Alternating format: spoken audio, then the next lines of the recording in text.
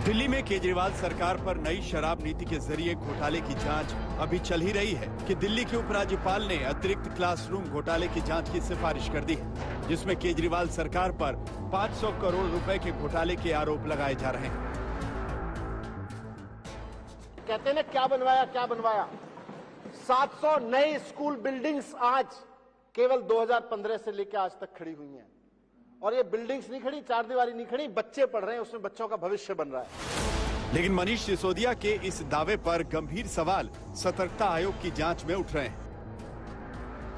दिल्ली सरकार के स्कूलों में नए क्लासरूम बनाने को लेकर अनियमितता के आरोप लगाए जा रहे हैं।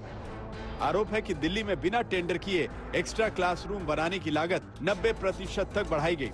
टेंडर के वक्त जो बजट था उसे अवैध रूप से 17% से 90% तक बढ़ा दिया गया। 500 करोड़ रुपए का अतिरिक्त खर्च बिना टेंडर के मंजूर किया गया। क्लासरूम बनाने में जीएफआर और सीपीडब्ल्यूडी के वर्क मैनुअल का उल्लंघन हुआ।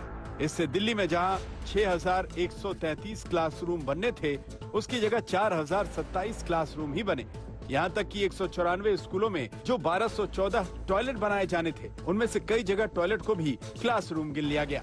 इस पूरे मामले में निर्माण की लागत 326.25 करोड़ यानी 53% अधिक तक बढ़ गई। हालांकि दिल्ली में क्लासरूम बनाने में घोटाले के आरोप का यह मामला पुराना है।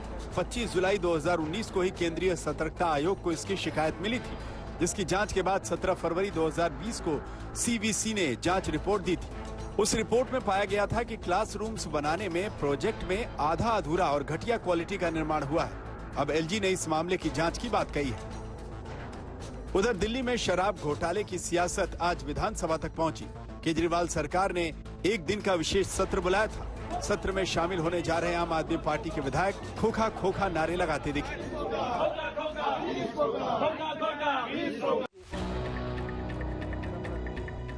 सदन की कार्रवाई शुरू हुई तो डिप्टी सीएम और शराब घोटाले के आरोपी मनीष सिसोदिया ने अपनी सफाई पेश करनी शुरू की। सिसोदिया ने सबसे पहले दोनों हाथों में विदेशी अखबारों की 2 खबरें लेकर दिखाई।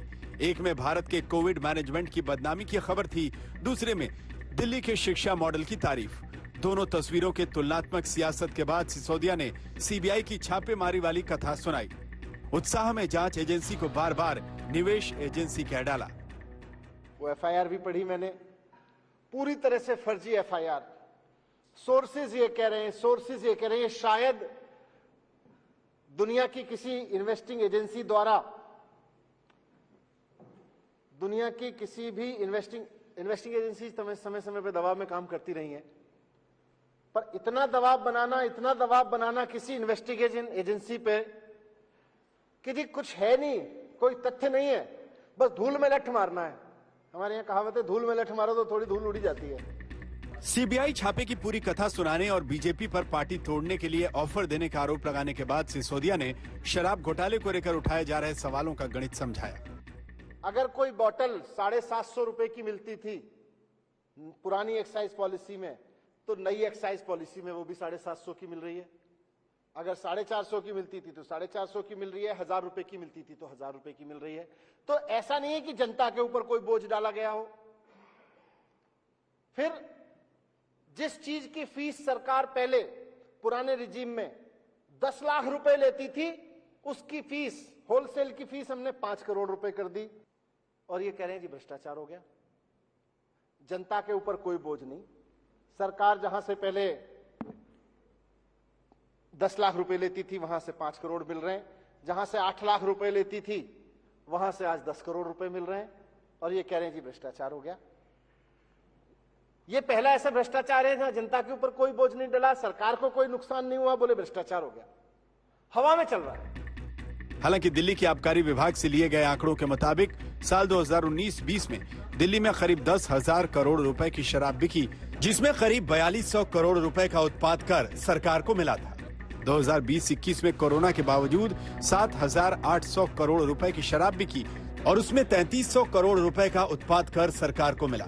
इसी तरह 21-22 के 6 महीनों में ही 10,000 करोड़ रुपए की शराब बिक चुकी है, जबकि सरकार को सिर्फ 158 करोड़ रुपए ही मिले हैं। इन्हीं आंकड़ों को दिखाते हुए अब बीजेपी के नेता दिल्ली में पोस्टर भी लगा रहे हैं और केजरीवाल सरकार की नई शराब नीति में हुए घोटाले का पूरा गणित भी जनता के सामने रखने की कोशिश कर रहे हैं। अमित भारद्वाज के साथ मुनीश पांडे, दिल्ली, आज तक।